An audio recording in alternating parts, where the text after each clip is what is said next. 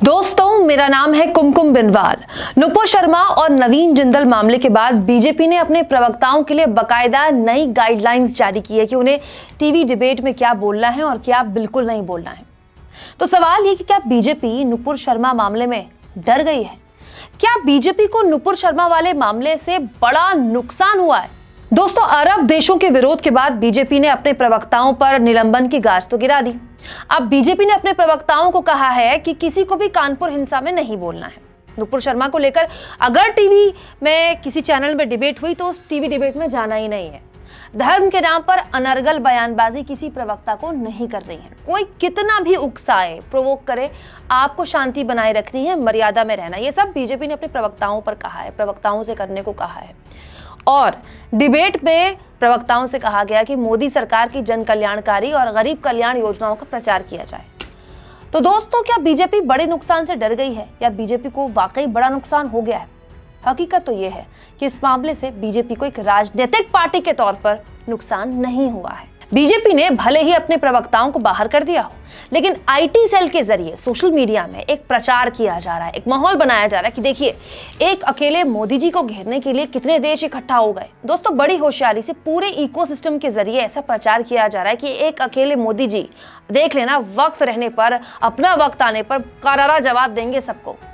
नुपुर शर्मा के बयान को कई फेसबुक और व्हाट्सएप ग्रुप पे सही बताया जा रहा है, उन्हें शेर नहीं बताया जा रहा है। आई सपोर्ट नुपुर शर्मा का ट्रेंड चलाया जा रहा है। लोगों से बार बार अपील की जा रही है कि देखो, मुसीबत में आपको मोदी जी को अकेला नहीं छोड़ना है, नहीं तो इतिहास आपको माफ नहीं करेगा। दोस्तों, इस तरह का भी प्रचार सोशल मीडिया में, आपके फेसबुक में, व्हाट्सएप में आपने देखा होगा कि देखिए, देश के भले के लिए मोदी जी ने अपनी पार्टी के 2 प्रवक्ताओं का बलिदान दे दिया।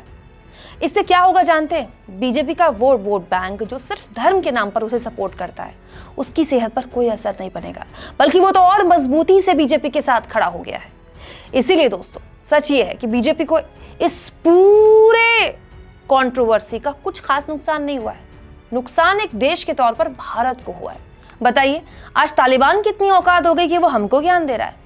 नुकसान उन लोगों का हुआ है दोस्तों, जिनकी सामान का अरब देशों में बहिष्कार किया जा रहा है। नुकसान उन लोगों का होने के आसार हैं जो अरब देशों में नौकरी करते हैं, बड़े स्तर पर वहां से पैसा भेजते हैं, जहां से भारत में उनके परिवार चलते हैं और भारत सरकार को उससे आमदनी होती है। भविष्य में ऐसे लोग जो वहां नौकरी की तलाश में, उनके लिए भी मुश्किल होगी। दोस्तों, नुकसान अरब देशों के साथ भारत के जो पुराने रिश्ते हैं ना, उस पर भी बहुत हुआ है। ये जो आज हमारे रिश्ते खाड़ी देशों से इतने मधुर हैं, वो इसीलिए है क्योंकि ये दशकों से चले आने वाली कोशिश है, जिसमें हर सरकार ने कोई ना कोई योगदान दिया। भारत ही ऐसा मुल्क है जो इजराइल का भी दौरा कर लेता है और सऊदी अरब का भी दौरा कर लेता है, यही इसको खास बनाता है। लेकिन मोदी ने अपने लेवल पर इसे आगे बढ़ाने की कोशिश तो की, लेकिन इस हेट स्पीच से, धर्म की राजनीति से पीएम मोदी को फौरी तौर पर हो सकता है कोई नुकसान ना हो, प्रधानमंत्री के तौर पर, लेकिन देश को नुकसान हुआ ना। एक लंबा दौर जिस दोस्ती का चला, उस दोस्ती में हल्की फुल्की खट्टापन तो आ गया ना। दोस्तों, पीएम मोदी के बिना इस मामले में 2 चेहरे दिखते हैं। ऐसा लगता है जैसे कोई डबल रोल मोदी जी कर रहे हैं। एक मोदी जी जो भारत में बोलते हैं, दूसरे मोदी जी जो विदेश में जाके बोलते हैं। पीएम मोदी ने लगातार अरब देशों का दौरा किया, वहां के किंग प्रिंस उन्हें गले लगाते हैं, उनका इस्तकबाल करते हैं। कई ऐसी फोटोज आपको मिल जाएंगी। लेकिन भारत में राजनीतिक रैलियों में पीएम मोदी ने शमशान, कब्रिस्तान किया खुलेआम, कपड़ों से पहचानने वाले इस तरह के भाषण दिए जो कि एक प्रधानमंत्री को बिल्कुल भी शोभा नहीं देते। हेट स्पीच करने वालों पर सरकार ने कोई सख्त एक्शन नहीं लिया, बकायदा उन्हें मंत्री पद से नवाजा गया। इसीलिए आज ये दिन हमें देखना पड़ रहा है।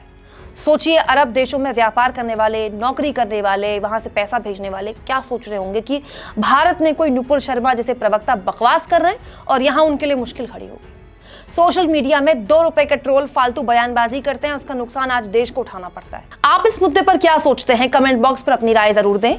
और दोस्तों, चैनल को ज्वाइन भी करें, सब्सक्राइब भी करें। और यूट्यूब ने हमारे फ्री जर्नलिज्म को सपोर्ट करने के लिए आपको थैंक्स का भी ऑप्शन दे दिया है, जिसके जरिए आप जब चाहे हमारे फ्री जर्नलिज्म को सपोर्ट कर सकते हैं।